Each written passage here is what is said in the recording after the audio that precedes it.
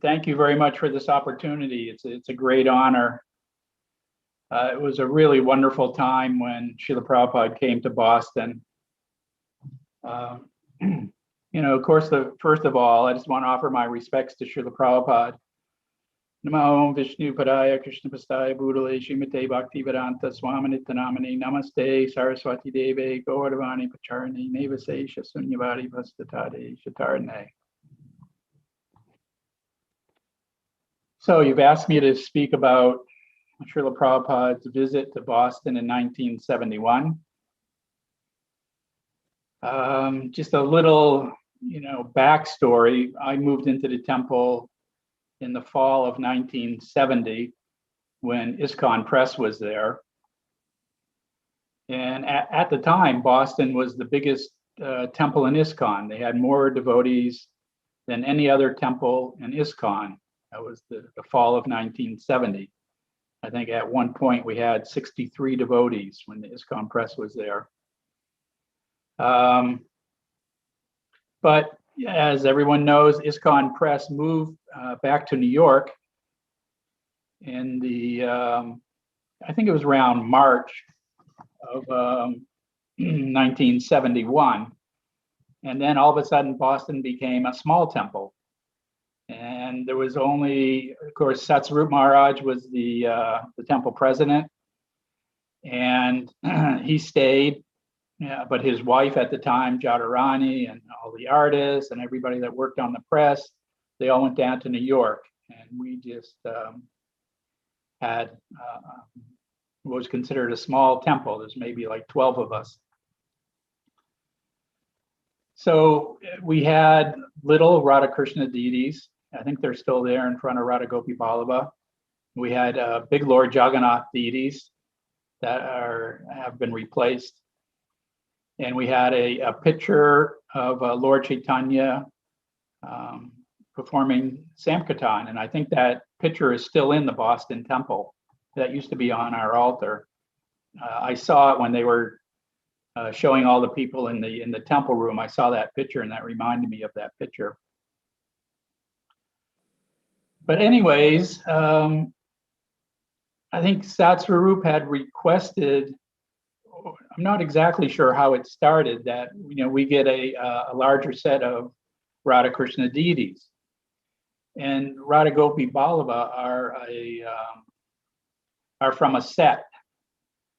There was 3 deities that were in a set, and the other 2 are the little Radha Madhava in Mayapur, and the Radha Krishna deities in Berkeley, California. So anyways, they were made in India, and they were sent over to Boston. And we were just waiting for Srila Prabhupada to come and install them. And even at one point, myself and another set of devotees, we had been there for a while, and Satsarup wrote a letter to Srila Prabhupada asking if we could take first initiation. So Srila Prabhupada wrote back. He said, yes, I will accept these devotees that you have recommended to have first initiation. But since I'm going to be coming there very soon, tell them to wait, because I'm going to be coming to install Radha Gopi Vallabha. Of course, he didn't say Radha Gopi Vallabha at that time.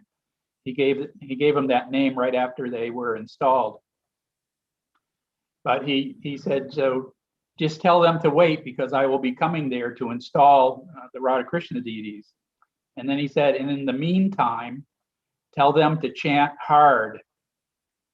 So I remember that letter. Satsarup read it to all the devotees. It was in the temple at 38 North Beacon Street in the hallway. We had a big picture of Narada Muni, and he was reading it in front of that picture to all the devotees there.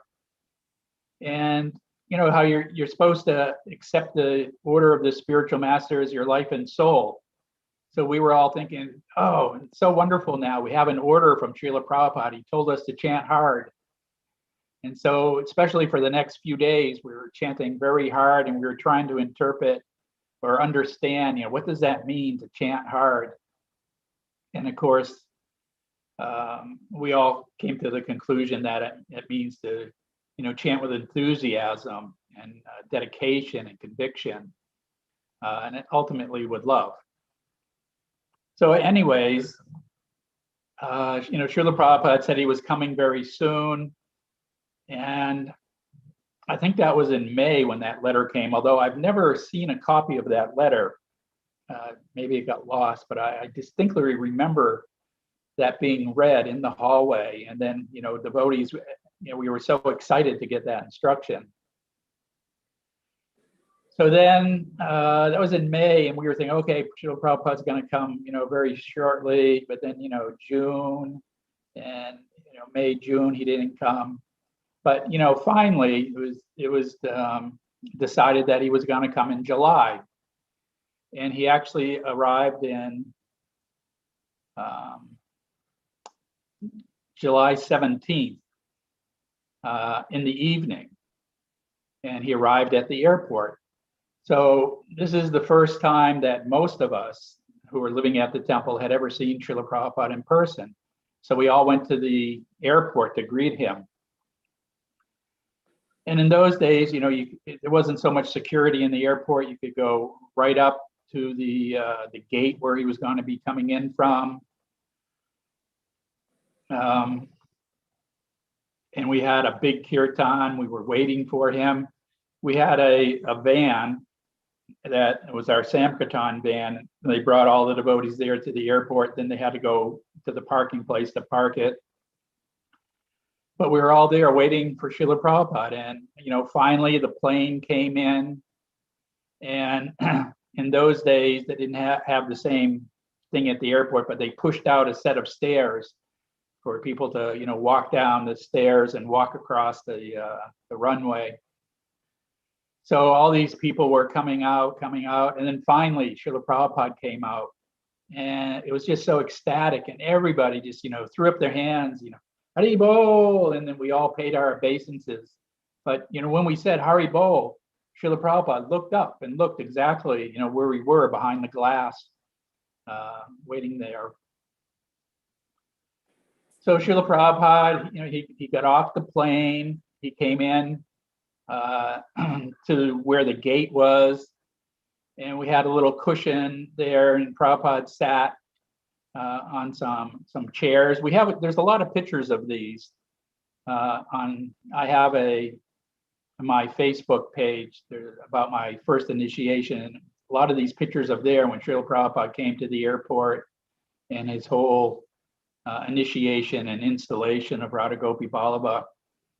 But so anyways, he came and he sat down at the airport, and Petit Pavan Prabhu had made a garland out of lotus flowers, and he put these lotus flowers on Srila Prabhupada, and he was sitting there. We were having a little kirtan. It didn't last very long, and then Srila Prabhupada got up and started walking through the airport to go to his car to go to the temple. And we were all just having this wonderful kirtan as Srila Prabhupada was walking through the airport.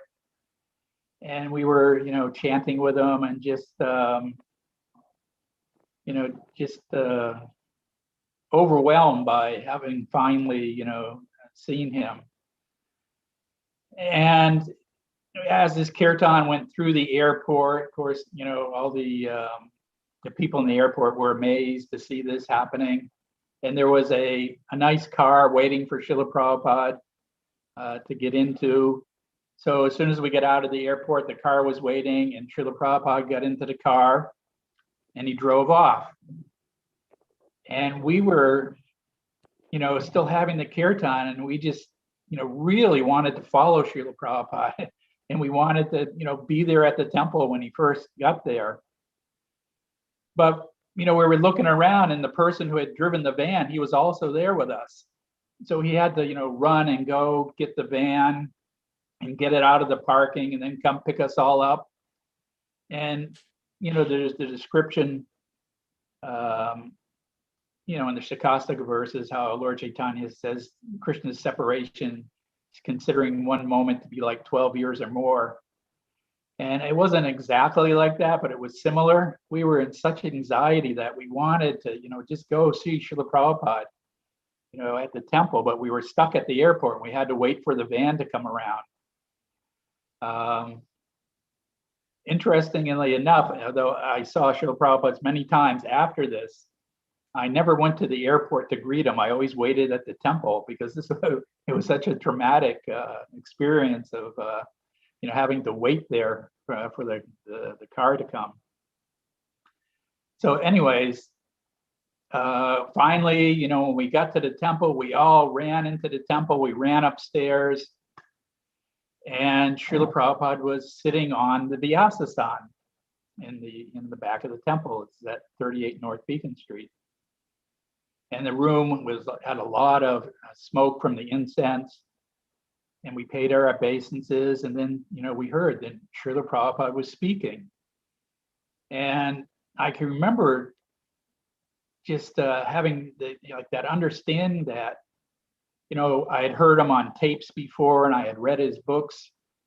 And here was Srila Prabhupada in person, and he was just saying the same things, how to,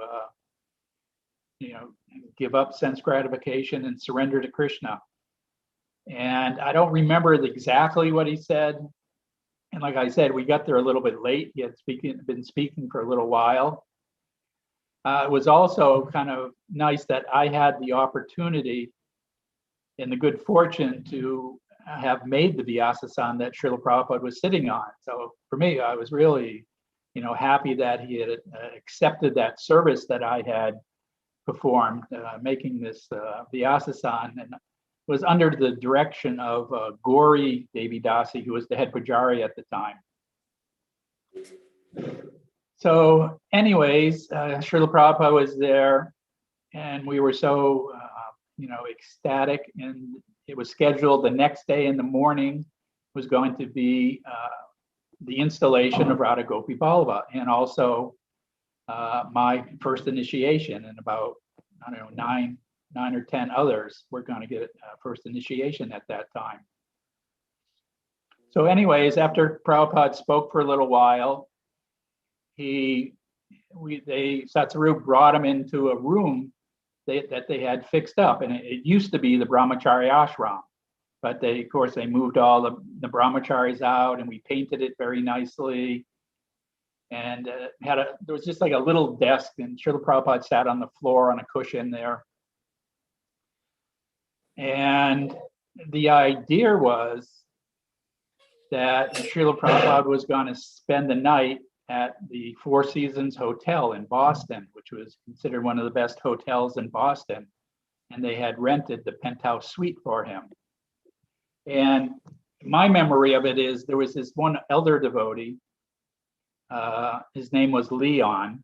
He was in his late 70s probably. And he used to chant with us on Boston Commons during Harinam, and he used to come to the temple on Sunday feast and chant, and he had a little tambourine that he would play. And he volunteered to rent this hotel room for Srila Prabhupada, because it was, very nice. And back then our temple was very poor. It was very simple. So, he was saying, Srila Prabhupada's Jagat Guru, spiritual master of the universe, he should have a really nice place. So they rented the penthouse suite at the Four Seasons Hotel. And devotees went there and they cleaned it really good, and they decorated it, hung pictures of Krishna and put flowers there in this hotel room.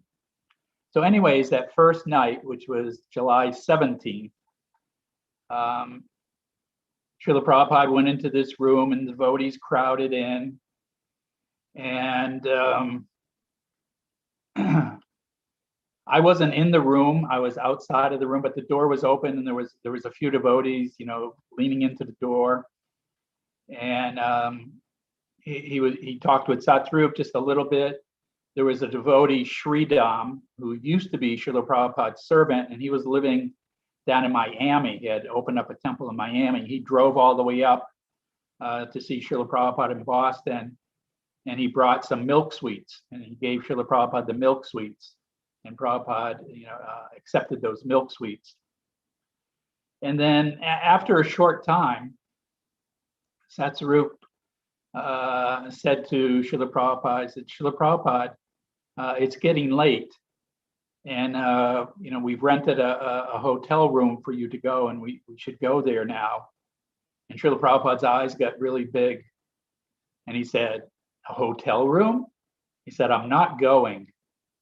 And he quoted a verse and said, the forest is in the mode of goodness, and the city is in the mode of passion. He said, but a hotel is simply a brothel. He said, I'm not going. The temple is Vaikuntha. I'll stay in the temple. And we were just like ecstatic. We were so happy that Srila Prabhupada, even though it was very simple, he actually wanted to stay at the temple, which he saw as Vaikuntha, and he wanted to be with his devotees there. So when that was settled, some devotees, went down to the hotel and took some of the pictures off and brought some of the flowers back. And Srila Prabhupada spent 2 nights in Boston. They just put a foam mat on the floor, and Srila Prabhupada slept on this foam mat for 2 nights. But he was very happy to stay in the temple. So that night, I was cleaning the temple, and a lot of people drove up from Miami, people came down from Montreal. There was devotees coming from all over, just to see Srila Prabhupada. And by the time I, had finished cleaning, and because the Brahmachari ashram, Srila Prabhupada was staying there now, people were sleeping on the floor in the basement. And I was like one of the last ones to take rest that night. And I was like looking for a place, and most of the floor there was people already sleeping there. The brahmacharis were already sleeping there. And finally I found one spot, and I lied down, and I was just thinking how wonderful it was, that Srila Prabhupada was here in the temple.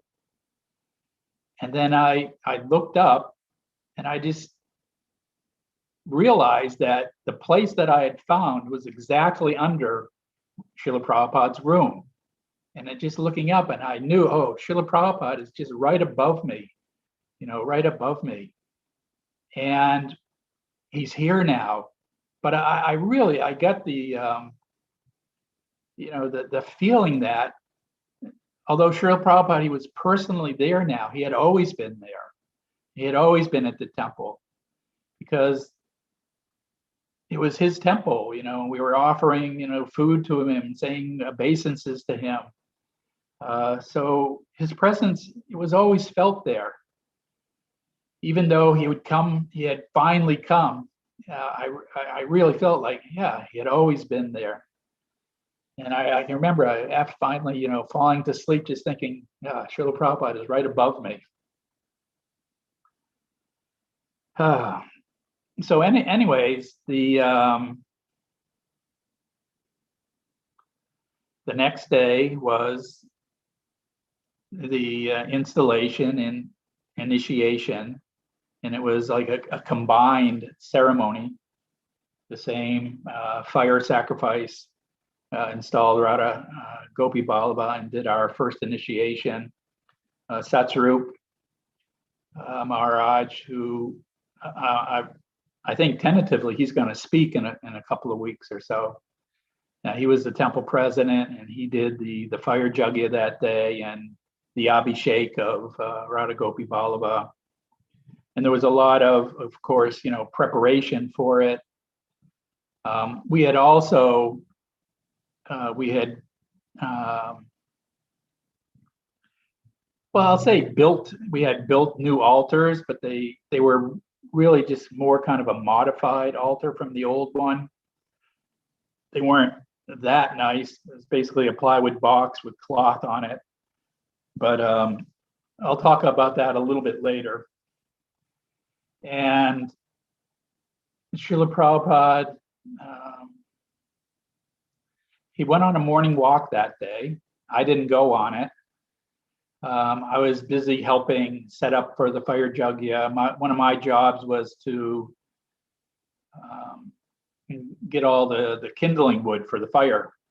So I was breaking up old pallets to get for the wood to burn.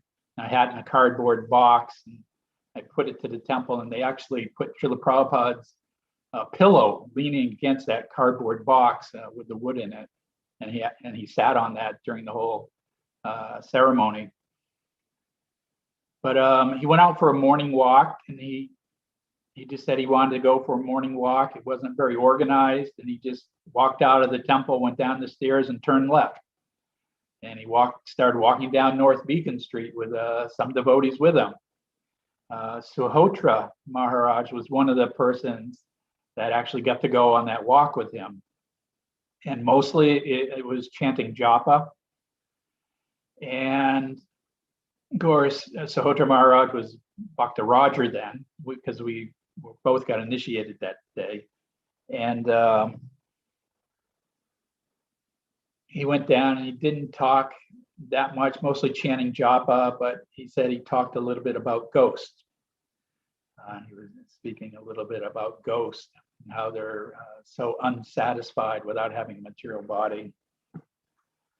But anyways, for the Abhishek and the initiations, Srila Prabhupada sat on a cushion on the floor, and he had another cushion, like I said, leaned up against that cardboard box with some extra wood for the fire yajna. And he had a microphone. It had two mics on it. There's pictures. Actually, I have one picture here with me. And I've never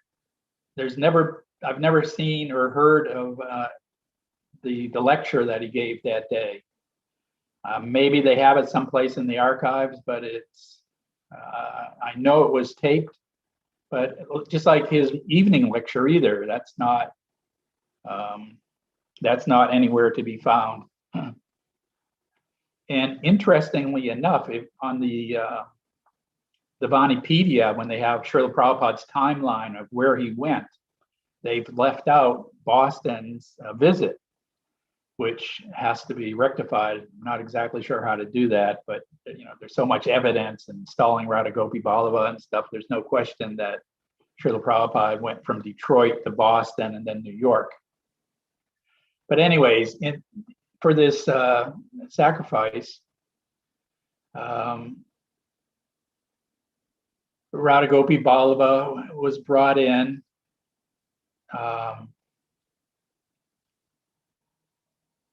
And like I say, Satsarup did the Abhishek, the yogurt mixed with water, bathed them. And Srila Prabhupada, who was sitting on his cushion, he said, in the four corners, people should be reading from four different scriptures. So one devotee started reading from Srimad Bhagavatam, the other one from Bhagavad Gita, another one from the Sri Upanishad, and the other one from the teachings of Lord Chaitanya. Those are all the only books that were out at that time. And then Srila Prabhupada asked his servant, who his name was Aravinda Prabhu, he said, go get me the Brahma Samhita from my room. So, in glasses, and he asked for his glasses. And Aravinda came back, and Srila Prabhupada started chanting the Brahma Samhita prayers, reading the book, the Brahma Samhita. He put on his glasses, and it's when Satsarup was doing the Abhishek, and he started chanting the Brahma Samhita prayer is like very kind of slowly and very devotionally, a tune I had never heard, but it was really beautiful. I remember it was like Govindam Adi Purusham Tamaham Bhajami. And he went through the, all the verses in the Brahma Samhita. It was just wonderful seeing Srila Prabhupada chant with so much devotion like that. And after the Abhishek, when they were drying off Radha Gopi Ballabha, Srila Prabhupada asked for Radharani, and he personally started drying and polishing Radharani. And I was sitting, just a little bit opposite him. I was sitting on the floor. Srila Prabhupada was also like sitting on the floor, but on a cushion. And he started to dry and polish Radharani. And he was like polishing, with so much devotion. He was polishing, and then he would sit back and just look at her, at Radharani. You could say it was this, so much love. And he did it over and over. He polished for a little while, then he'd sit back and just look at Radharani, and he did that a few times. Yeah, it was wonderful to see Srila Prabhupada take such wonderful care of Radharani like that, Radha Gopi Ballabha. And he also started to dress Radharani. They brought the dress in and it didn't fit properly at first. And Gauri, who was the Gauri Devidasi, who was the Pujari, had to help Srila Prabhupada a little bit. They had to actually get scissors and open up the dress a little bit so that it would fit. And Srila Prabhupada dressed Radharani, put on her wig, her crown, her ornaments. And Srila Prabhupada, for the first time, he dressed Radharani. And I believe Satsarup and Gauri were dressing Gopi Ballabha. And then they put him on the altar. And then it was, the initiations. And I just, interestingly, Srila Prabhupada called me up. And everyone there, he asked the same questions. How many rounds do you chant, and what are the 4 regulative principles? And of course, I was very nervous, and I was just kneeling on the floor in front of him.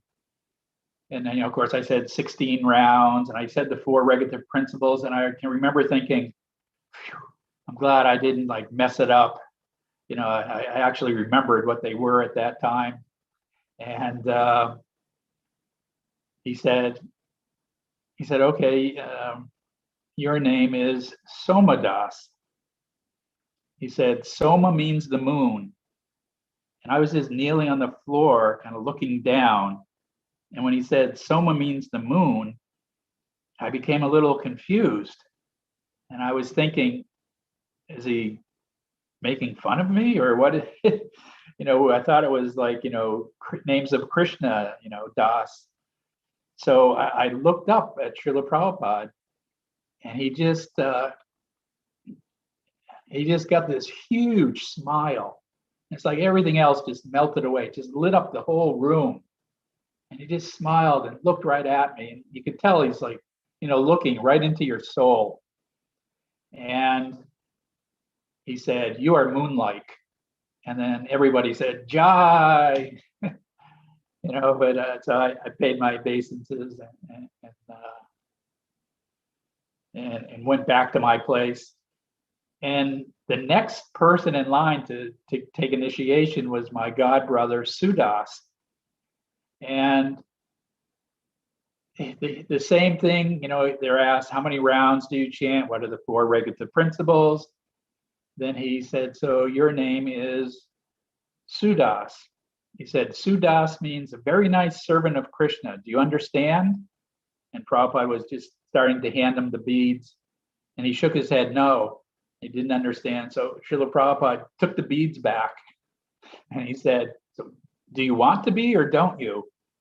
And of course, Sudas said, yes, Srila Prabhupada. And Prabhupada just smiled and gave him the beads. But, Srila Prabhupada was in a very jolly, happy mood. And, everybody went through like that. Actually, most of the people that took initiation got a name that began with S. There was Sudano, of course, me, Somada, Sahadev, Sarmista, Sudevi, Suda, Suhotra. But anyways, there was also Dristadumna there that got first initiation. And Ajamil, and Sakuntala, another S. And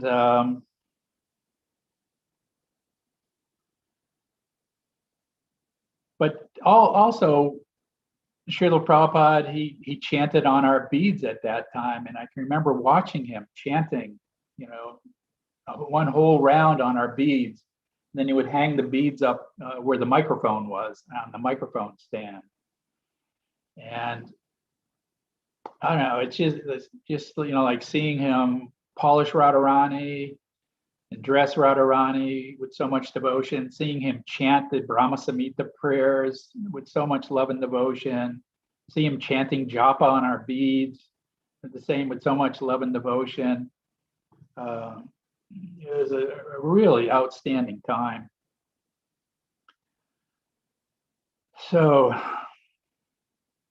and at one point during the fire sacrifice that Satsarup Maharaj was performing, after we had put our bananas on it and things, it started to smoke a lot. It was getting really smoky.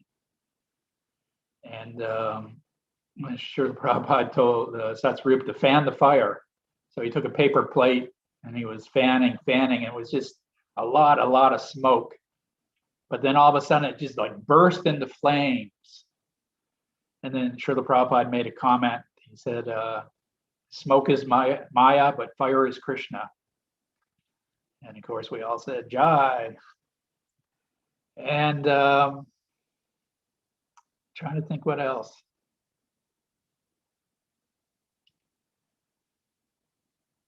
That was pretty much it for the the installation for Radha Gopi Vallabha, my first initiation. Like I said, Srila Prabhupada was just saying in this one room, it was maybe, 12 foot by 10 foot, just a small room. And he spent, 2 nights there. One, was like one evening and a night, then he stayed the whole day. Then the next night, then in the morning, he left in the morning to go down to New York. Right after, I'd just got my first initiation. Srila Prabhupada had accepted me as his disciple. He had taken all my karma. And because Srila Prabhupada was staying in the temple, we had a men's bathroom and a women's bathroom. But when Srila Prabhupada was staying there, we closed off the men's bathroom for Srila Prabhupada's use only. So only Srila Prabhupada could use that. And we were sharing, the women's bathroom. The women would have a time, then the men would have a time. And we had to share. So right after I had just gotten my first initiation, the installation of Radha Gopi Vallabha, and I was waiting in the hallway to use the bathroom. And this was right in front of Srila Prabhupada's door to his room. And my god brother, Petit Pavan, was also there. So we were both just, waiting there so that we could use the bathroom. And all of a sudden, Srila Prabhupada opens the door and he comes out into the hallway. And me and Petit were just standing there. And Petit Pavan Prabhu, he just threw up his arms and he said, really loud voice, "All glories to Srila Prabhupada," and then paid his obeisances. So I paid my obeisances. And, Srila Prabhupada just walked by. It was only, about 8 feet down to the door to the bathroom. And, so when we got up, Prabhupada was just going into the bathroom, which was for his personal use only. And me and Petit were just looking at each other thinking, wow, that was nice. Prabhupada, just coming out right there. And it was only, like 1 minute at the most. Oh, the Srila Prabhupada comes back out of the bathroom. And again, Petit just throws his arms up and really loud says, "All glories to Srila Prabhupada." And we pay our dandavats on the floor, and there's just barely enough room for Srila Prabhupada to walk by. But this time when we get up, Srila Prabhupada is standing there looking at us. And, he's smiling. And he had this amazing expression. It was almost like he was a little embarrassed, but he was just like a young little boy, innocent, so pure, and so much, love and devotion. And he didn't say anything. He just looked at us, with that really wonderful smile, and then he just walked into his room. And I don't know, for me, that's one of my favorite remembrances of Srila Prabhupada. He just had such a wonderful smile with, so much compassion. And like I said, I was just recently, initiated maybe an hour before, and all of a sudden, they're face to face with Srila Prabhupada in the hallway. Anyways, that was a special time for me.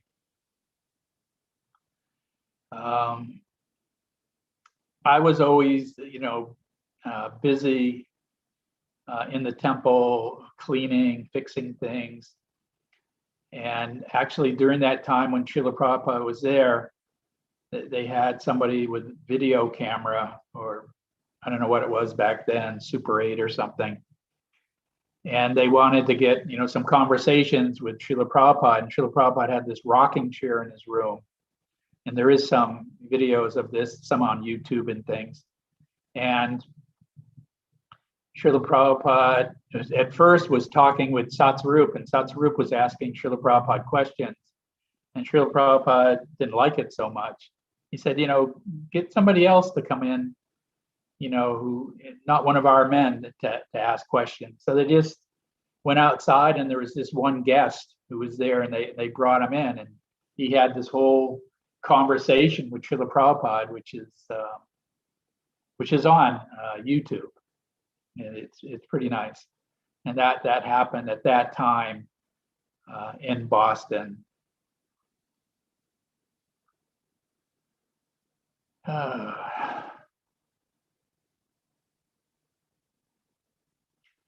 So after we had our, the deities, Radha Gopi Ballabha, were installed, and I don't know if you can see this so well, but this is a picture, of Srila Prabhupada giving me my beads during that time. That's Satsarup in the foreground. He was performing the fire sacrifice. Karandar is in the back, and that's Srila Prabhupada handing me my beads. And interestingly, I didn't even know that picture existed for like 40 years. And just my god brother, Pyari Mohan Prabhu, sent me an email one day, and he said, "Hey, is this you?" And I was like, surprised and so grateful to receive it, to see that's there, that I actually have a picture of Srila Prabhupada giving me my beads at that day. And that was July 18th, 1971. So because there was a lot of other devotees visiting from other temples, they asked Srila Prabhupada if they could have another initiation in the evening. And Srila Prabhupada said yes. So there was the installation of Radha Gopi Ballabha, the first initiation for the devotees that were living in the Boston temple. And then there was another initiation in the evening where some visiting devotees took initiation. And this time, Karandar performed the fire yajna. Of course, Srila Prabhupada was sitting right there, the same, sat on a cushion on the floor.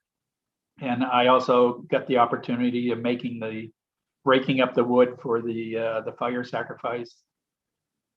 And they had, another first initiation, maybe 10 or 12 devotees, other devotees took initiation at that time. And then the next day, Srila Prabhupada went to the airport. And of course, we all went to the airport to see him off. And the same thing, we had, followed him in with kirtan and sat down to wait in the at the gate, at the waiting area. And we were all there sitting in front of him chanting. And there was this one devotee guest who was a photographer. He had a really nice camera, and he was there taking a lot of pictures. And as we were having the kirtan, he was getting closer and closer. He was getting really close to Srila Prabhupada, and he was taking all these pictures, close up of his face. And then he was getting closer and closer, and then Srila Prabhupada beckoned for him to come a little closer. And Srila Prabhupada gave him his garland, which was pretty amazing. And, afterwards, after Srila Prabhupada had already left, and this photographer guest came back to the temple, and I asked him, how did all those pictures come out?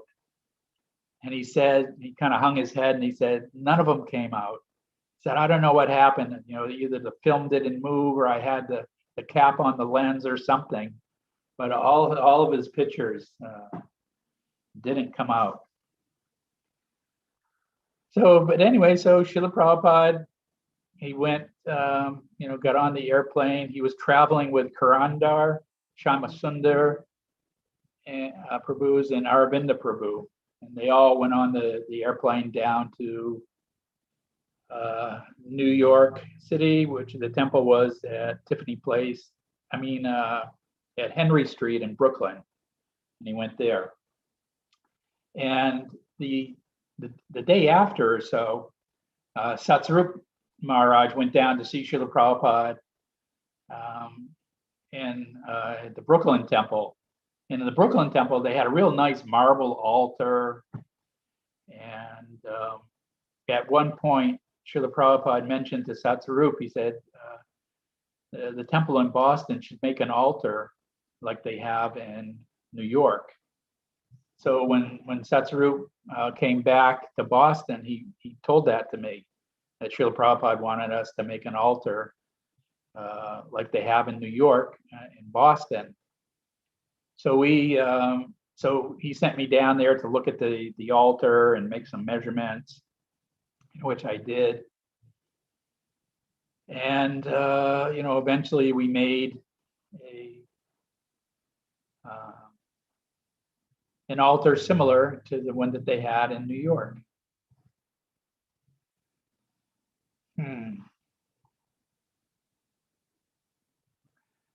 I don't know.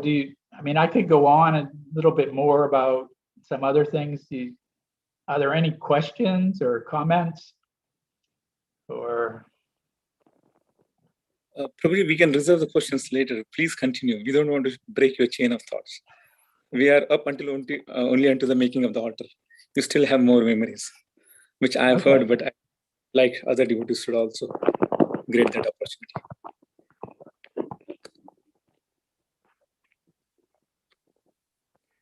But one thing is that after ISKCON Press left, and even when ISKCON Press was there in Boston, we were struggling to make ends meet. I believe the mortgage on the house at 38 North Beacon Street was $1,000 a month. And that was very hard to come up with in those days. Sometimes I remember it at the end of the month, we wouldn't have enough money. So it was either, we pay the mortgage or we don't pay the gas bill or the heating bill for the hot water. So sometimes, in the middle of winter in Boston, we didn't have any hot water.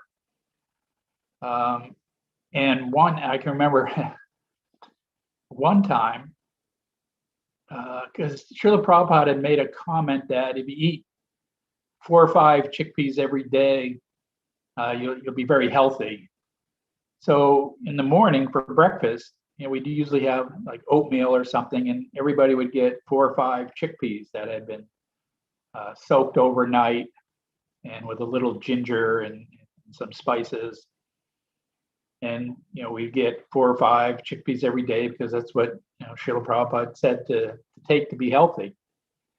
And it's just so happened that one time near the end of the month, we were struggling to come up with enough money to pay the mortgage, and we were running out of chickpeas. So in the morning, we didn't even have plates. They used to just make pieces of wax paper, put it on the floor, and then you'd sit down and they put some oatmeal on the wax paper and your chickpeas. But because we were running out of chickpeas, they would cut each chickpea into 4 pieces so that at least everybody would get like a quarter of a chickpea. And it seems kind of humorous now, but Boston became a little famous for a while because they were so poor they had to cut their chickpeas into 4 pieces. But anyway, so that's, like I say, when Radha Gopi Ballava were installed, the altar were just plywood boxes with cloth on top of it. And New York, which is a little more opulent, they had a nice marble altar. So Srila Prabhupada told Satsarup that we should make an altar like that. So as we know, with the order of the spiritual master also comes the potency to carry it out. So it was, my good fortune to be able to work on that altar. Also, Parikshit Prabhu, who is the artist who painted many wonderful paintings in Srila Prabhupada's books, he came up to help me make this altar. And because of the design that New York had, it was, with the Radha Gopi Ballava in the middle, and we got a new picture for Panchatattva for the side of Radha Gopi Ballava, and then the other side, down in New York, they had Jagannath deities. But the Jagannath deities we had in Boston were really big ones. They were over 3 feet tall. And I believe they had been, made years ago by Narayan Prabhu.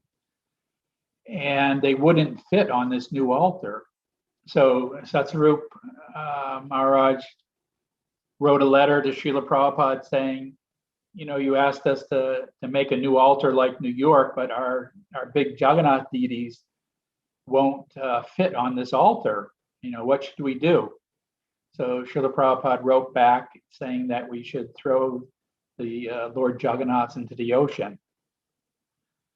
So Parikshit, who's a very wonderful artist, he carved the Jagannath, Baladev, and Subhadra that are still there in Boston. He was the one who carved them.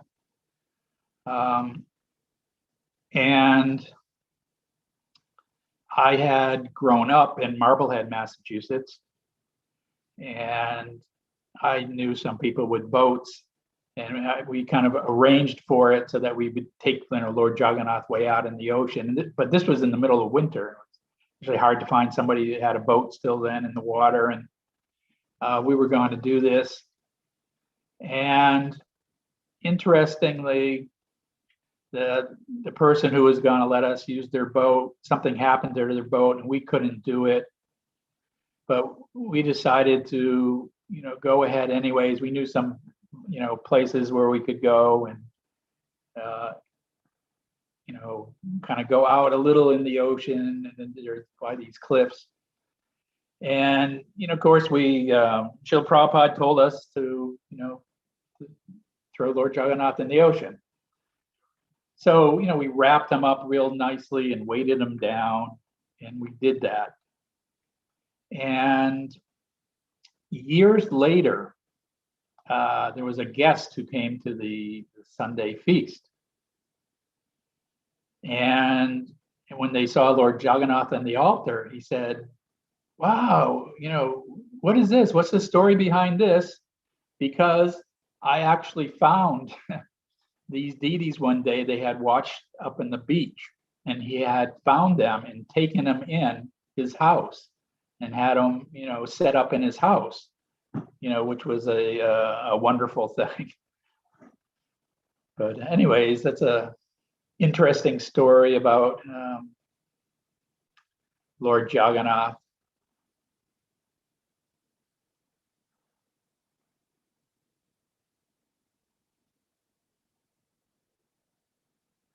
I can't think of too many other,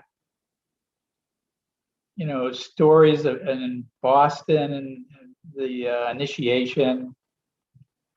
Like I said, that about a year later, when Srila Prabhupada came to New York, it was in July of '72, so exactly a year. And the devotees from Boston all went down to see Srila Prabhupada in New York.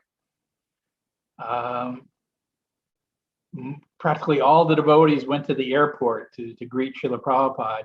But because of my past kind of a trauma of seeing Srila Prabhupada at the airport, I decided to stay at the temple so that I would be there when Srila Prabhupada came to the temple.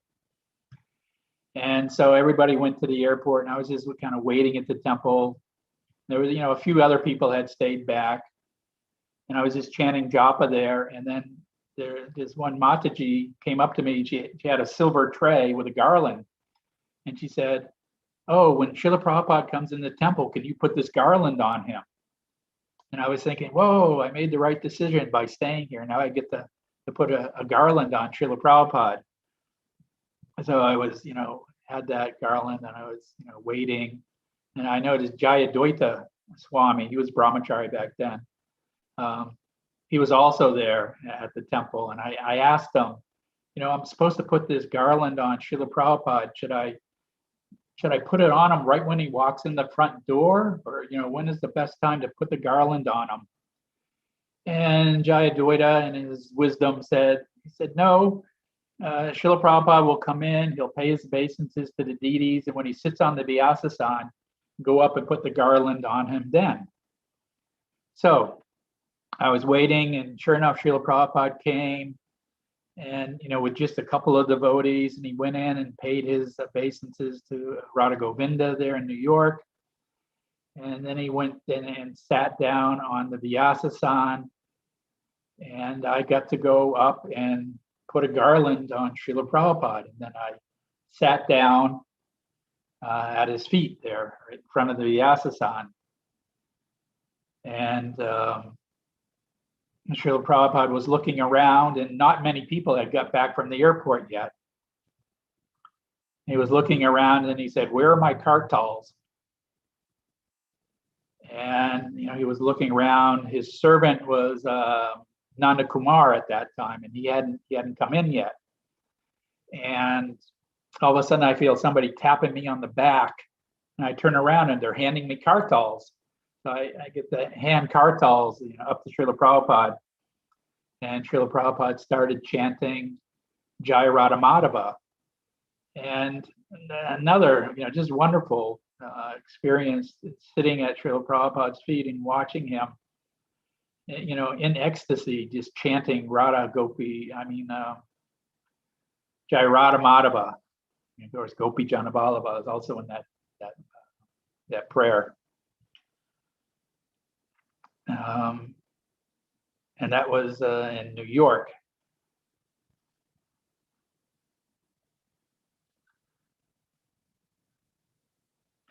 And some of I can remember though, at the temple, it was 3840 North Beacon Street in Allston, Mass.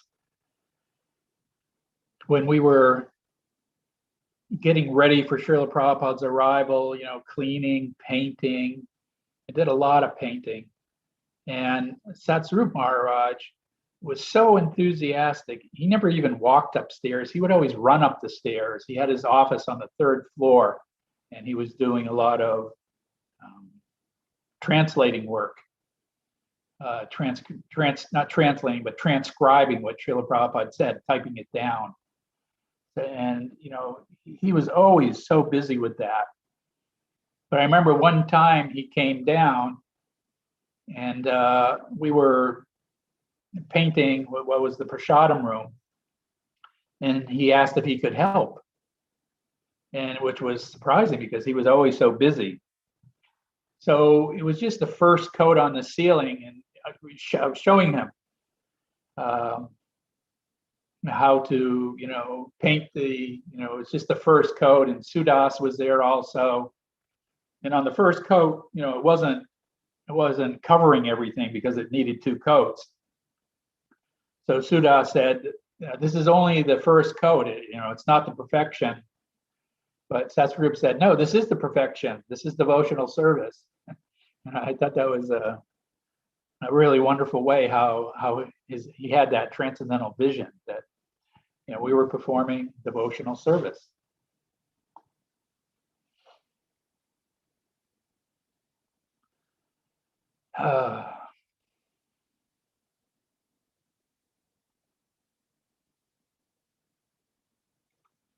And interesting also that when Petit Pavan came to Boston before Srila Prabhupada arrived, we were both in the hallway, and he just commented, he said, I would really like to put a lotus flower garland on Srila Prabhupada. And he made that comment, and I said, oh, I know where there's some lotus flowers growing, because when we used to do Harinam up in Rockport, and on the way to Rockport, there was this pond that had lotus flowers growing in it. And so I said, hey, they're up here, there's a pond that has lotus flowers growing in it. And so he went up there, and he went to the house that was next door, and just explained that, my spiritual master is coming. Can I pick some of these lotus flowers to make a garland for him? And of course, they said yes. And he collected, he must have waded into the pond and collected all these lotus flowers and made this really nice garland. And there are some pictures of Srila Prabhupada wearing that garland. He wore it at the airport, and also when he was first at the temple in Boston there.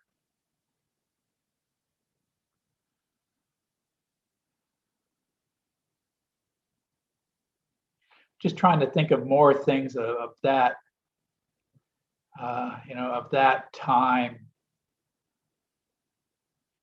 I mean, there's other stories of older Boston, but this is all about Radha Gopi Vallabha's 50th anniversary of their installation, and Srila Prabhupada installing them and performing the 2 initiations that day in Boston.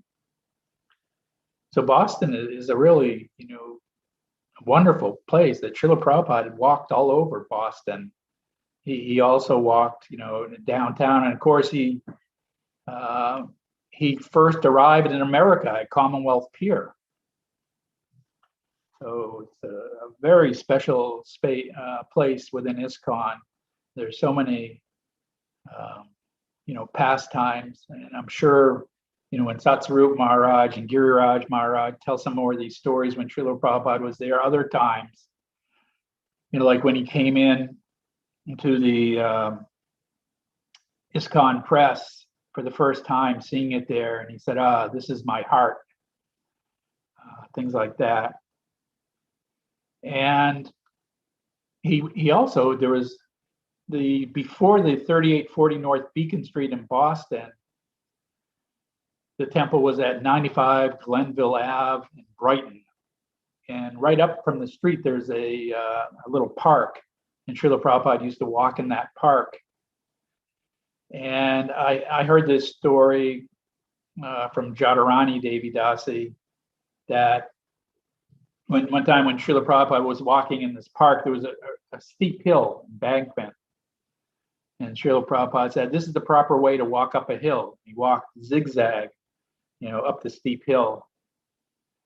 And also on that walk, one devotee asked him about Krishna knowing the future. he asked Srila Prabhupada, is it true that, in the spiritual world, Krishna also knows the future? And Srila Prabhupada said, yes. And then they walking along some more. And then Srila Prabhupada stopped and he said, don't think like that. And he repeated it. He said, don't think like that. He said, don't think that if Krishna knows what Mother Yasoda is going to do, that he won't enjoy it or that he doesn't feel, ecstasy. He said, don't think like that. So that's something that happened in Boston.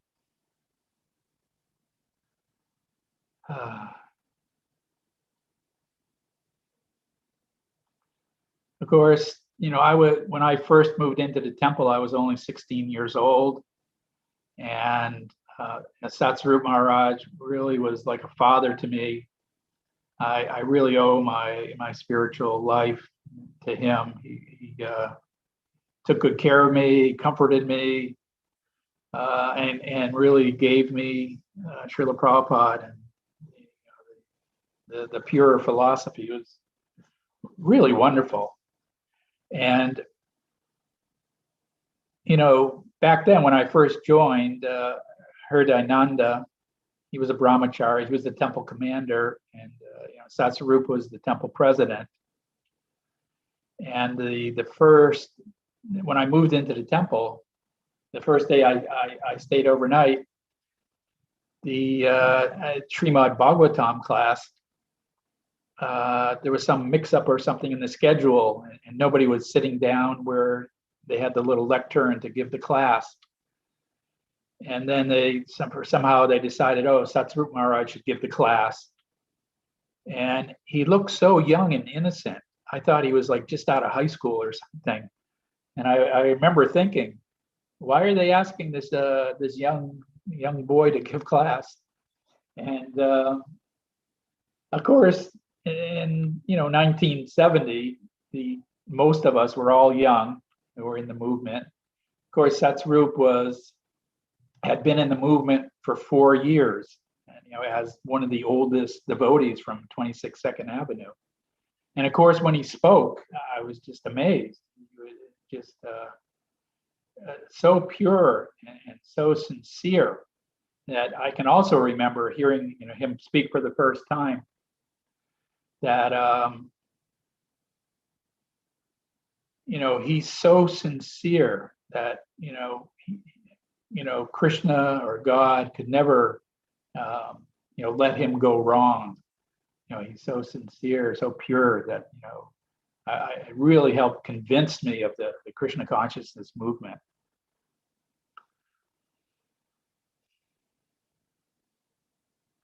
And a lot of the things I remember about when Srila Prabhupada was there, because I was in charge of the maintenance and fixing up the temple, because I had a little experience of that before becoming a devotee. And actually the first service that they gave me at the temple, when I moved in, they asked me if I knew how to fix broken windows. And I said yes, because I had fixed a few before. And back then, sometimes some of the neighboring teenager kids, would throw rocks at the temple to try to break the windows. So there was some broken windows. That was one of my first jobs, fixing it. But like I said, I got to build Srila Prabhupada's Vyasasan that he so kindly sat on. It wasn't really that nice. It was kind of a platform, and it had some poles on the four corner with like a canopy tent over it. There's a few pictures of that. And, I helped with the arranging of the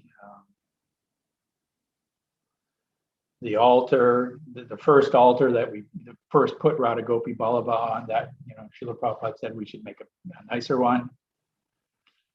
And, painting Srila Prabhupada's room blue.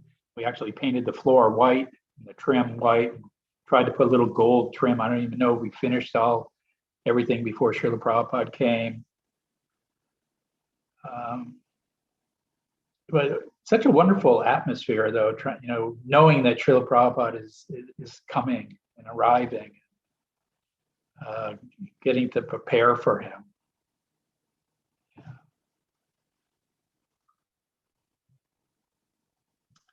So, are there any other questions about that time? Or would you like me to speak on anything else? Hare Krishna devotees. So please unmute yourself and ask the questions.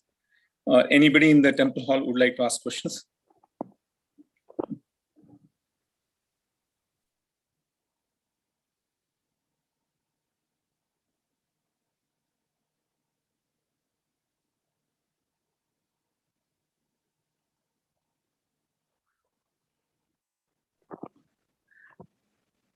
Prabhu, were you there when we moved to 72 Commonwealth Avenue from that temple?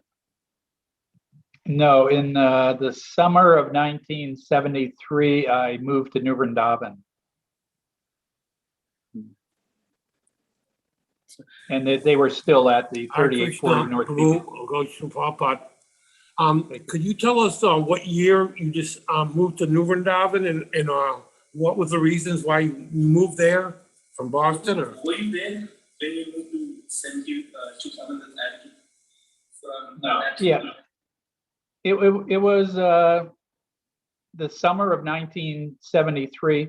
Of course, I had visited New Vrindavan in 1972 for the Bhagavad Dharma discourses. And I also, when I was there, I was asked to make a palanquin to carry Srila Prabhupada up the hill where he spoke at New Vrindavan. And so I got to do that service. And I also got to carry Srila Prabhupada on a palanquin that we walked up the hill. And after he gave his talk, came back down. And I really loved it there at New Vrindavan. And because I knew some little things, about carpentry and building, and they needed that service at New Vrindavan. So they wanted me to come there. I wanted to go there. It was, I thought it was, something that I could do for Srila Prabhupada. Srila Prabhupada expressed his desire that he wanted to develop New Vrindavan just like old Vrindavan.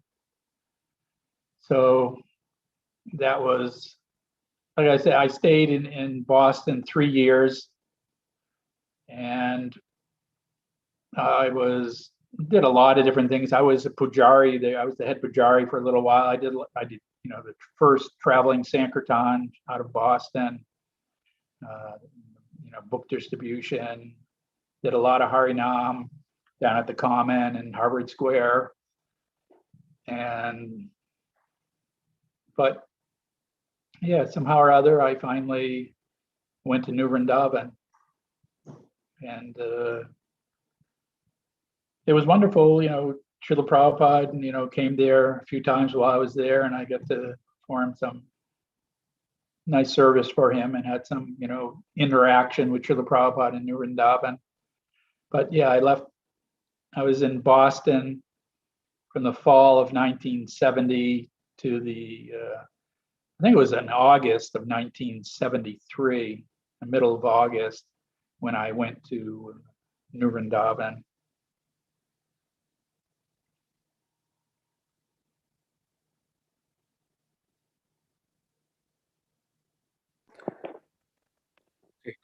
I think we have something on the chat. Okay. Hare Krishna, Prabhu.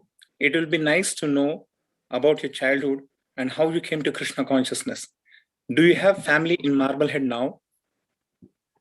Yes. This is from Krishna, Prabhu. Okay. Well, yeah. Yeah, my mother is still in Marblehead. I have some brothers and sisters there also. I come from a big family. I have 5 sisters, 4 brothers. And I big Irish Catholic family. I was the second oldest, the oldest boy. And I was living in Marblehead. And the devotees came to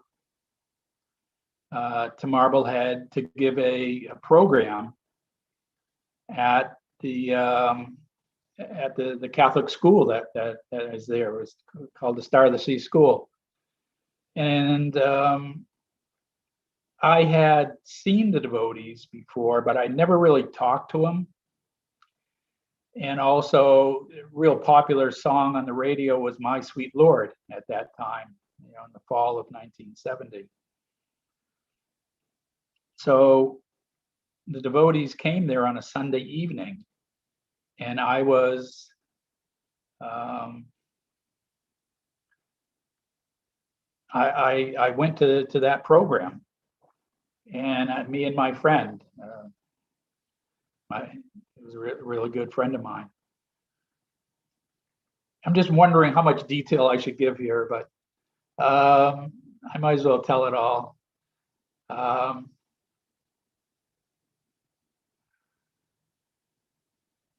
I had seen the devotees, during the summer. Especially, I went to this one rock festival up in Canada called Strawberry Fields, and I saw the devotees there. And I was very amazed at their look, but I didn't talk to them. And I knew, about the chanting of Hare Krishna from George Harrison. So I wanted to see the devotees at this program. So me and my friend went there, and we sat right in the front row, and we were waiting there, maybe 30 people altogether. It was, like I said, it was a Catholic school program. And when we were just sitting there, all of a sudden, a shaved head pokes his head into the doorway and kind of looked around just to see if he was in the right place. And, of course, there was a murmur amongst the crowd, but then he went back out and got everybody else, and they came in. And it happened to be on a Sunday evening. And they had brought some of the Sunday feast with them too. But it was Haridananda, who was a brahmachari at that time. There was Elaine, who became a Nangamanjari. There was Victor and Joe, who became Sudas and Sahadev. And there was Bhakta Peter and Parikshit, who was there also, the artist. So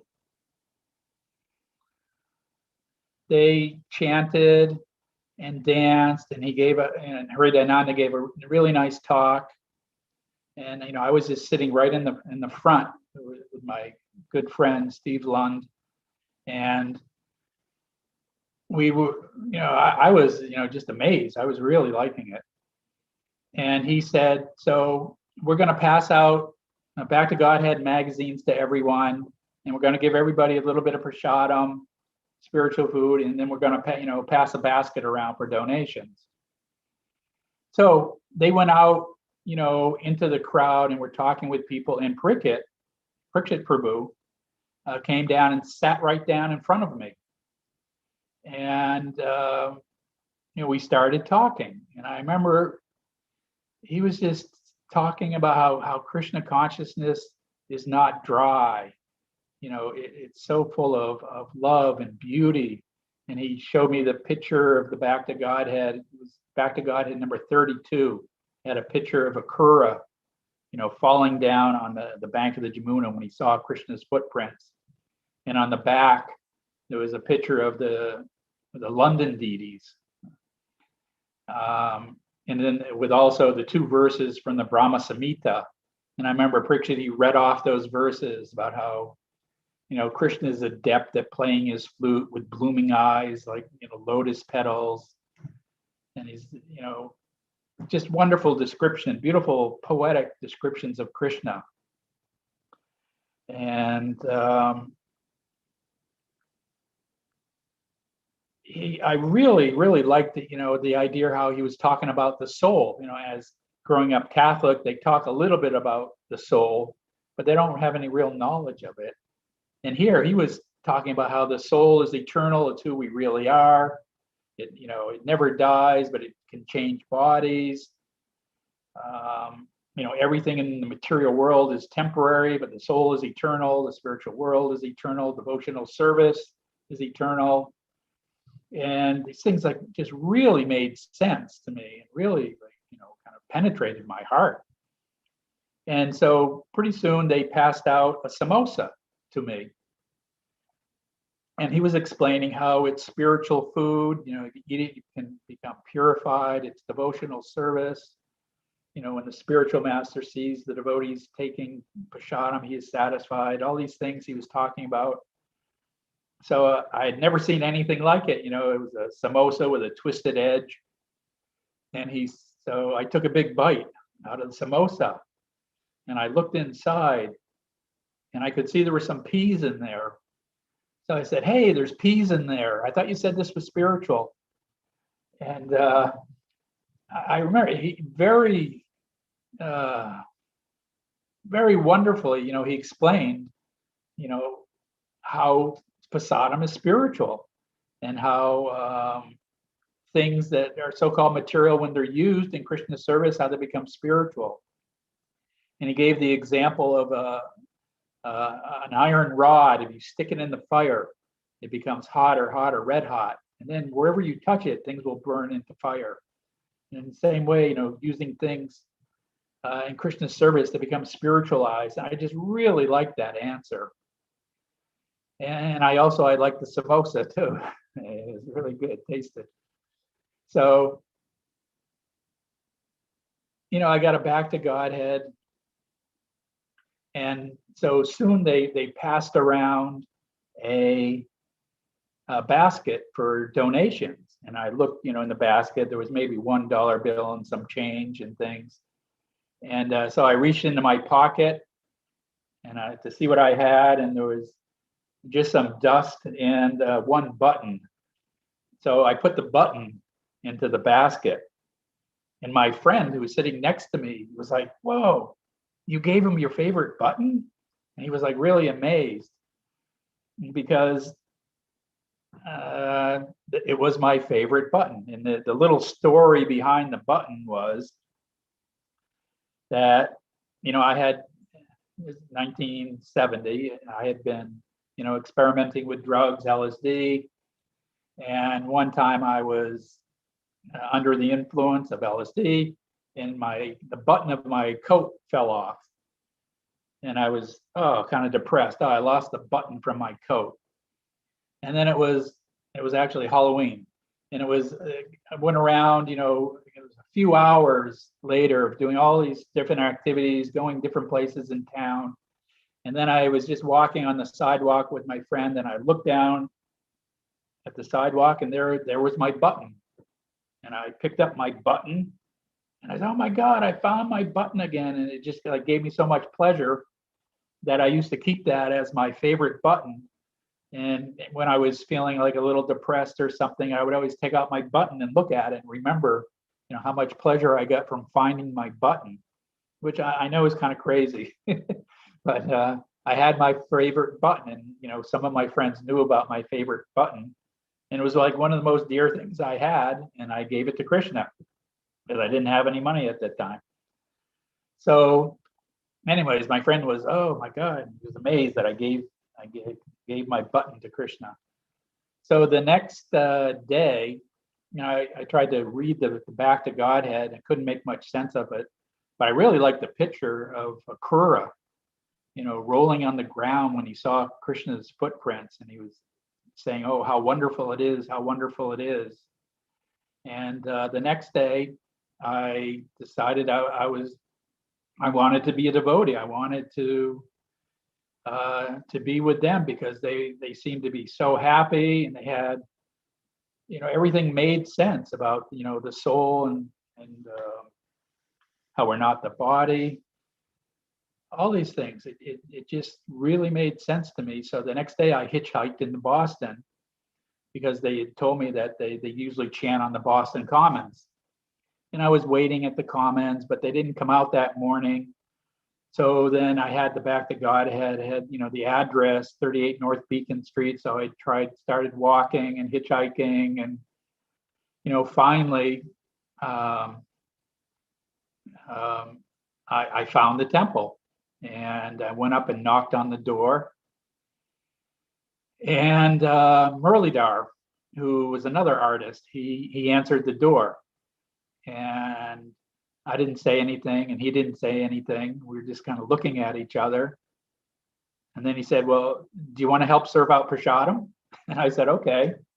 So he was serving out prasadam, and he engaged me, putting chapatis on these pieces of wax paper all around. And then soon, everybody came into the prasadam room to take prasadam. And I started to recognize a few of the people that I had seen at the engagement back in Marblehead. And they were really happy and surprised, to see me. And the devotees were just so friendly, so happy. And when they would talk about Srila Prabhupada, I could tell they would just light up. They had, so much love for Srila Prabhupada. And I really wanted to be part of it. And I decided, I'm going to move in. So that day, I went out on Hari Nam with them. And when we got back at the temple, I said, I want to move in. I want to stay here. And they said, well, you got to talk to temple commander, Haridayananda. And so Haridayananda, I went to talk to him, and he asked me, well, why do you want to move into the temple? And I told him, I said, I just, everything sounds so right. Everything we see is temporary, but we're eternal spirit soul. And, I want to do something eternal, devotional service. And he said, okay, but, you're only 16, so you're going to have to get your parents' permission. And I said, well, you don't know my parents. That's not a good idea. I don't think they're ever going to let me. And he said, yeah, but because you're 16, you have to get your parents' permission. And again, I said, I don't think that's a good idea. You don't know my parents. And he said, well, don't worry. Krishna will protect you. I said, okay. So they had one phone at the temple, and I called up my parents, and my mother answered. And I said, hi, Mom. I'm at the Hare Krishna temple, and I want to stay. And she says, oh, okay. Thanks for calling. We were worried. We didn't know where you were. And I was just like amazed. When I asked her if I could stay, she said, okay. And she said, oh, and she said, yeah, okay, you can stay, but, come home the next day and we'll talk. So I was thinking, oh man, she said I could stay overnight. And, he told me Krishna would protect me, and Krishna protected me. I couldn't believe it. I was so happy. And so that was, the day I spent the night. The next morning, Satsarup Maharaj gave the class, amazing, wonderful class. And, of course, they had me washing pots, and I went out on Harinam, just really liking it. And then, that evening I said, well, I want to get all my stuff and then come back and, move into the temple. So I hitchhiked back to Marblehead, and my mother and my father were real concerned, and I told I hadn't shaved up yet, but I told them I want to move into the temple and be a devotee. And of course they were Irish Catholics, so this was a big shock for them. And my dad said, well, why do you want to do this?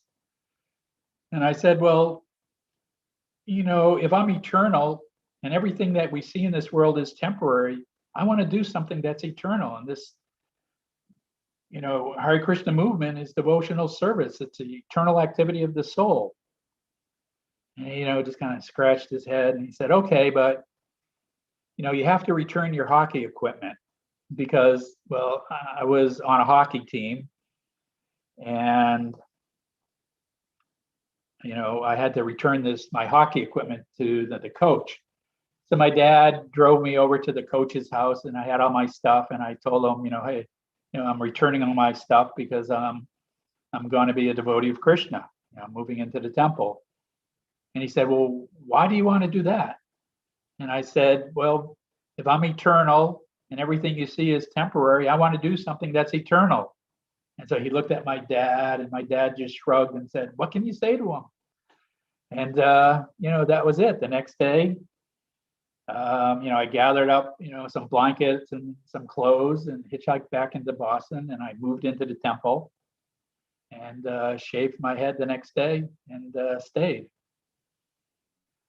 And, I didn't have like a real big or deep understanding of the philosophy, but somehow or other that I just really latched on to how, we're not the body, we're eternal spirit, soul, and material world is temporary, and devotional service is eternal activity of the soul, and that's how we can purify ourselves.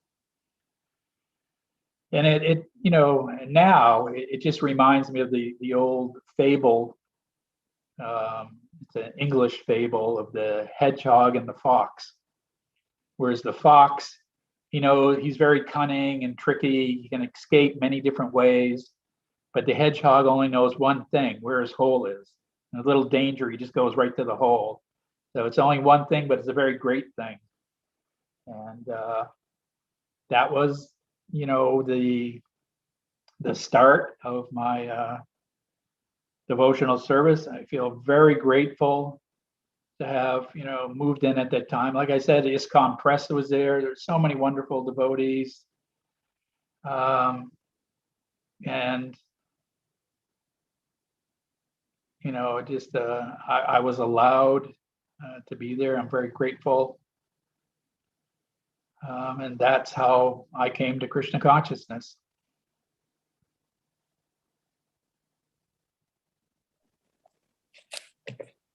Wonderful, Prabhu. And I'm still here. Yeah.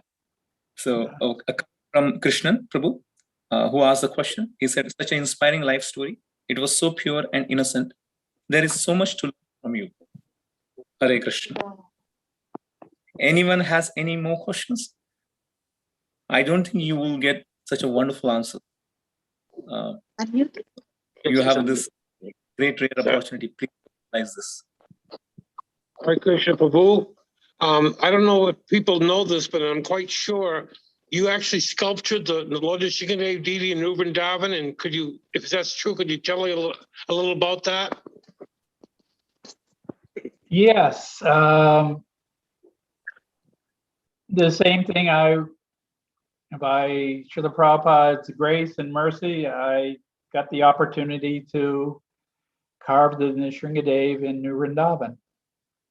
And I don't really feel like I carved him or made him, but he wanted to appear. And he did appear. And it just like when he broke out of the pillar, he also appeared in New Vrindavan. It was interesting that while working on him, I really felt like he wanted to appear and I was in the way. And I had somehow had to, become purified enough so that he could appear.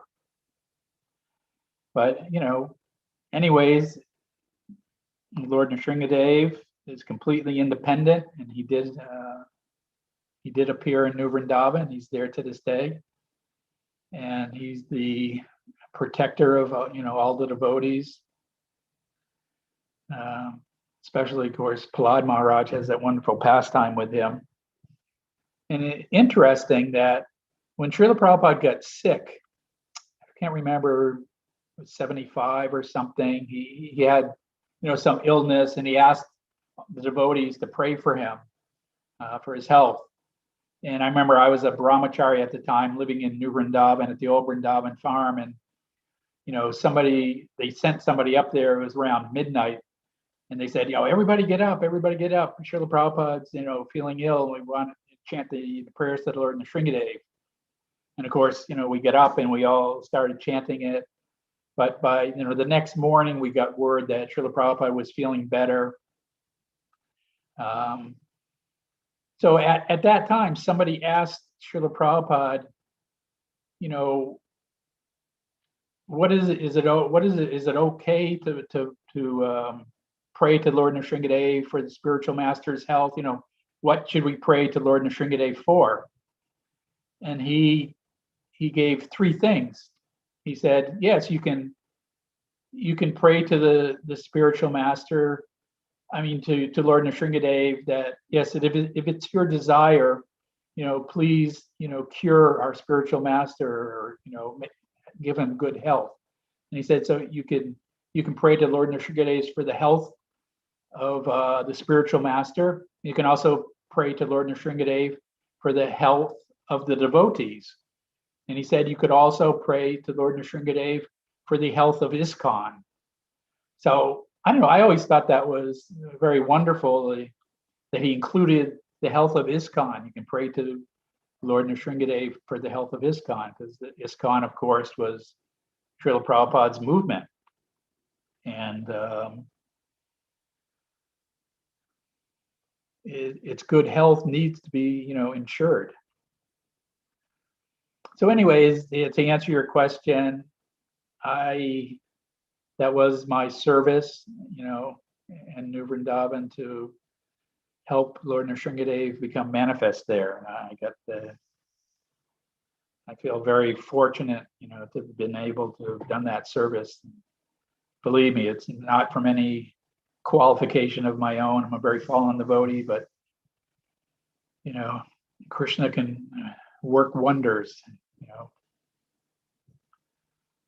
So, is that okay?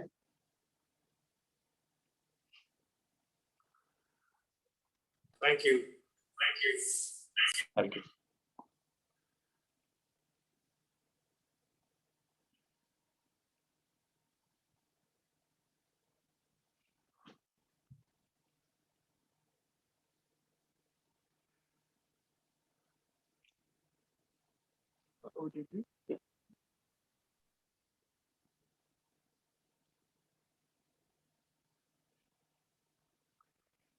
I could. Yeah,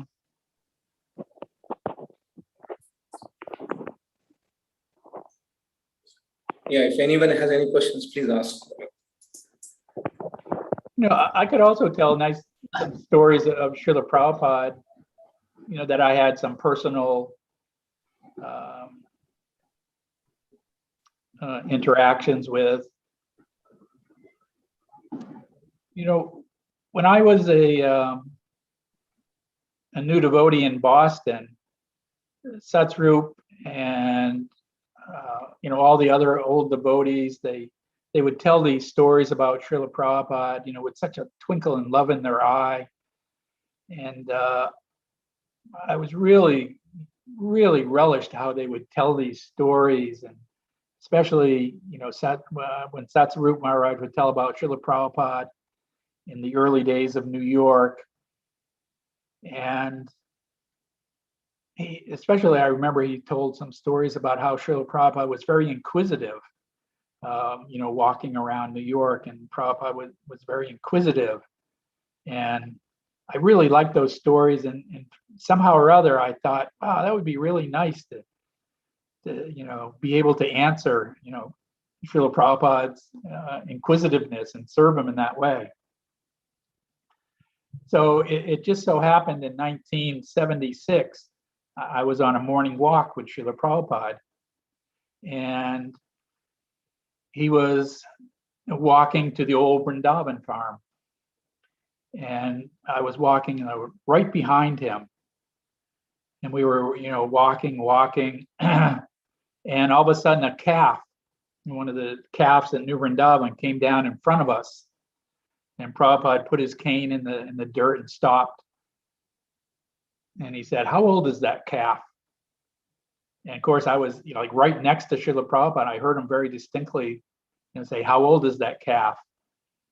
And I had worked, in the cow department before, but I hadn't for a few years. I was working on construction of his palace.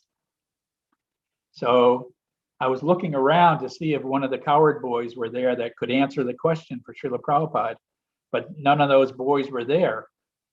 So I looked really, intently at the calf, and I could see, that it was still fairly young, though it was kind of big.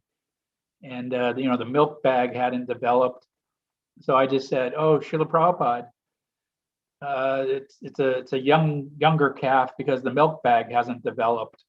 And Srila Prabhupada looked at me And he said, I know that.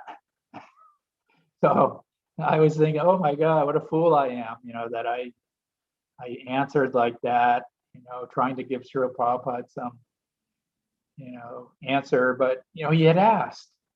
But I felt really bad that I didn't know the answer, and I kind of like stated the obvious there. And I didn't know how old the calf was. Interesting, later on, it was kind of an older calf that never became pregnant, so it never developed its milk bag. Srila Prabhupada was very observant, about these things. He knew, there was something wrong, but I didn't find out that till later. But on the very next day, after Srila Prabhupada had gone to greet the deities, we did Guru Puj to him. He gave the Srimad Bhagavatam class. And then afterwards, he would come out to his car. This was at the temple at Bahulaban in New Vrindavan. He would come out to his car, and he was staying up by Madhavan. So they would drive him up to there. So we would have a little kirtan walking with Srila Prabhupada as he went out to his car. So he got out to his car. His servant was Hari Suri Prabhu in 76. And we went out to his car, and Hari Suri opened the door for Srila Prabhupada. But Srila Prabhupada didn't get in the car. He was just looking out over the top of the car to the field across the road. And then he turned around, he had a little smile on his face, and he looked at me and he said, "What's growing over there?" And I happened to know that we had planted mung beans. So I said, "Oh, those are mung beans, Srila Prabhupada." And he said, "Oh, thank you very much." And he got into the car and drove away. And I couldn't believe it. I mean, I was ecstatic. He gave me another chance to answer one of his questions. And it was, such a little thing. But everything that Srila Prabhupada did would just, endear you to him and bring your love out and want to, make you want to serve him more.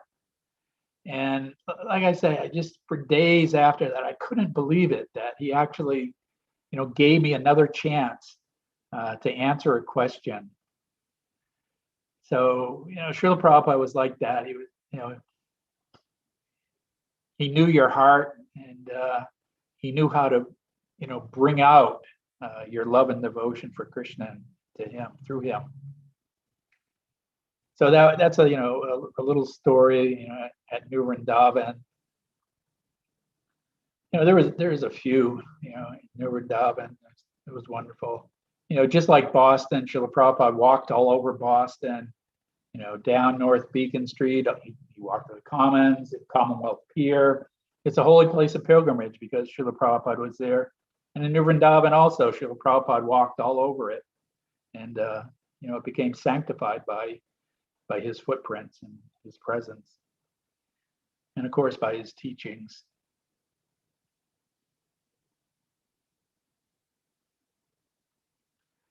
And anyways, I really appreciate this opportunity to be able to, talk about these times that I've had with Srila Prabhupada, and the times, in Boston serving in Radha Gopi Vallabha. I really, from the bottom of my heart, I want to thank you for this opportunity to be able to talk about these things. It's very enlivening for me, and I hope you appreciate it somewhat also.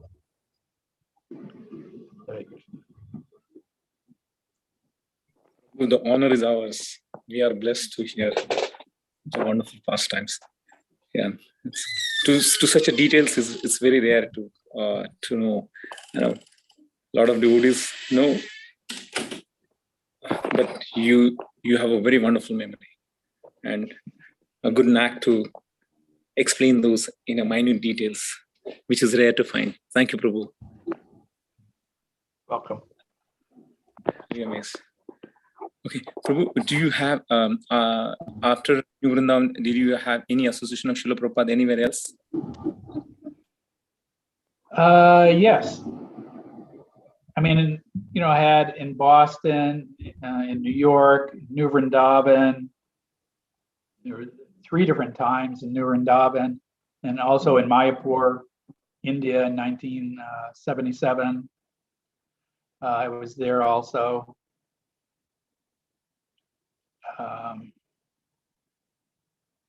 I can tell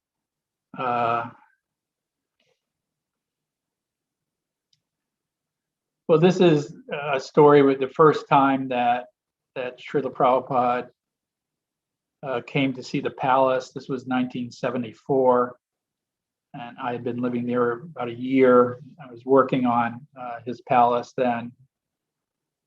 Actually, me and my godbrother, Gosta Bihari, were working at the palace. And we were also pujaris at the brahmachari farm. We were brahmacharis at that time. There was 3 of us. It was Radhanath, who's Swami now, Radhanath Swami. He was a brahmachari at the time. Gosta Vihari and myself were the 3 pujaris who had stayed up at the Vrindavan farm to take care, address the deities.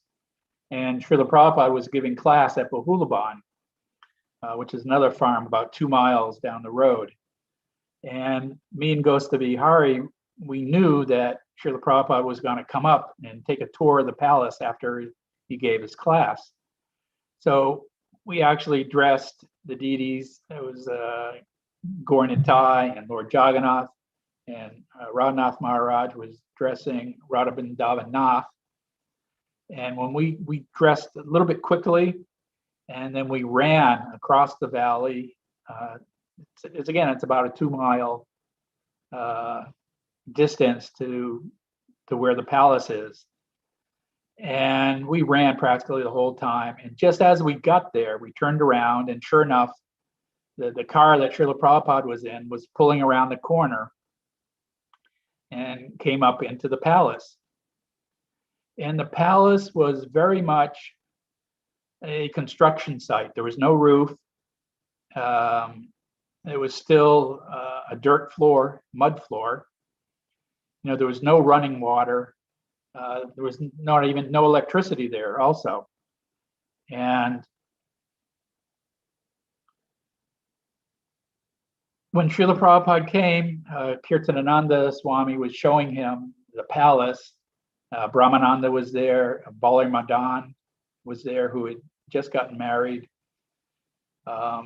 As in 1974. And they started showing him the palace. This is where your servants' quarters is going to be. This is going to be the deity room. This is where your quarters is going to be. This is going to be your bedroom. And Srila Prabhupada was just smiling, really beaming. And he had his cane and he was poking things, the block wall with his cane. We had some door jambs that weren't very solid. He was poking them with his cane. And we had there was no roof. We had a pallet with bags of cement on it, covered with plastic. And Srila Prabhupada said, "What is this?" And we just said, "Oh, those are, bags of cement." And Srila Prabhupada said, "This is not good." And we were thinking, well, what else can we do? We just got to cover it with plastic because there's no roof. And it wasn't until a few days later, after Srila Prabhupada had left, when we needed to use some cement, and we took off the plastic, and some of the rain had gotten in, and some of the bags were spoiled. But Srila Prabhupada was very, very observant, and he could, see these things, and he would point them out. So, but after, he said, "This is not good," he continued walking out of the palace. And then Balir Madan Prabhu, he just made a comment because, like I said, it was just a construction site then. Dirt floors, no roof, bare cement walls.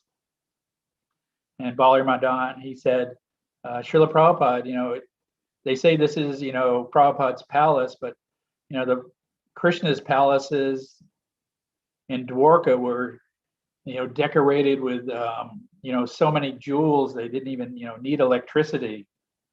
And Prabhupada just stopped and he looked at the devotees who were there, and he just waved his cane at the devotees, and he said, "These devotees are my jewels." And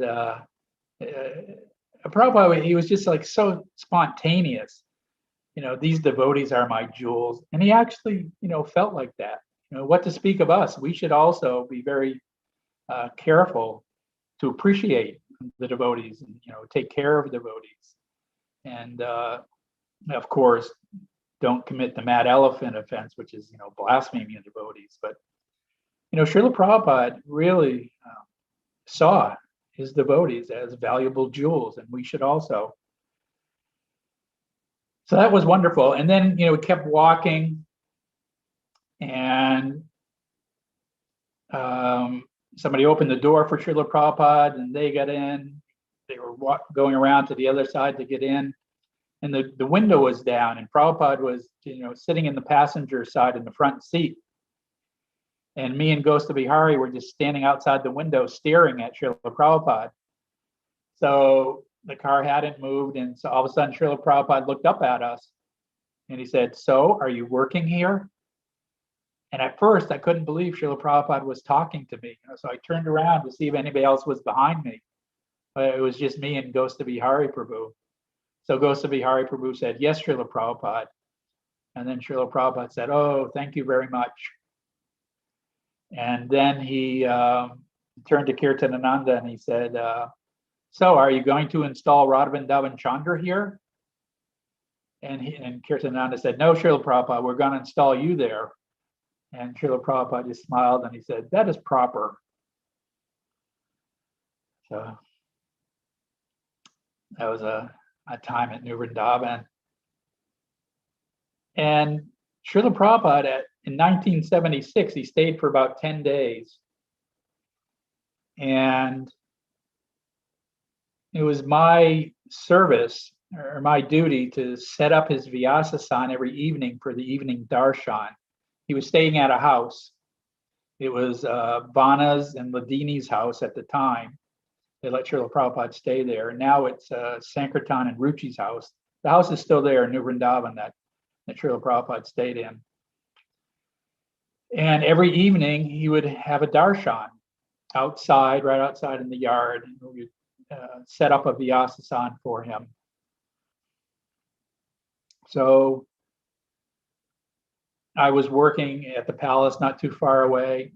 And as I was walking over here at around 4 o'clock, to start setting up the Vyasasana for the evening darshan, I noticed, I was walking through a field, there was wild flowers. So I started picking some flowers so I could decorate the Vyasasana with. And when this one time, because at night we would store the Vyasasana in the garage. So I needed to get somebody to help me carry it out of the garage and set it up. And this one time I was waiting for somebody to come, and someone came I hadn't seen for a while. I was talking to him, brought out the Vyasasana. I had the bunch of flowers I had put in the grass next to the Vyasasana. And all of a sudden, Srila Prabhupada came out the door, with the devotees. And of course, we pay our obeisances, but I hadn't, decorated it with flowers yet. And Srila Prabhupada sat on the Vyasasana. And I thought to myself, okay, I'll just offer these flowers to Srila Prabhupada's feet. Because when Srila Prabhupada would come, we were all instructed, don't touch Srila Prabhupada's feet, especially like during Guru Puj, just, offer flowers and then keep moving so that other people could come, but don't touch Srila Prabhupada's feet. So I thought, okay, I have these flowers. I'll just, offer them to Srila Prabhupada's feet. So I grabbed a bunch of flowers and I was just going to, throw them by Srila Prabhupada's feet. And all of a sudden I noticed Srila Prabhupada's hand, reach down. Like he wanted me to give him, to his hand. And I just, I couldn't, it was so unexpected that like almost involuntarily, I just like kind of threw him at his feet instead of giving him to his hand. But, afterwards I was just thinking, what a fool I am that Srila Prabhupada is a person. and here he is, he's putting his hand out, and I still just, threw him at his feet.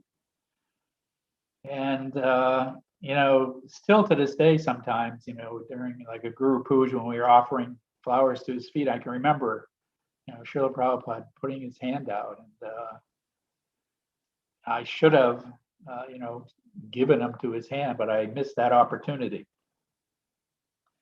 And those darshans in the evening were just really wonderful. Srila Prabhupada, oh my God. He really, he was really preaching. And this one time, my godbrother, Taru, he asked a question. And he said,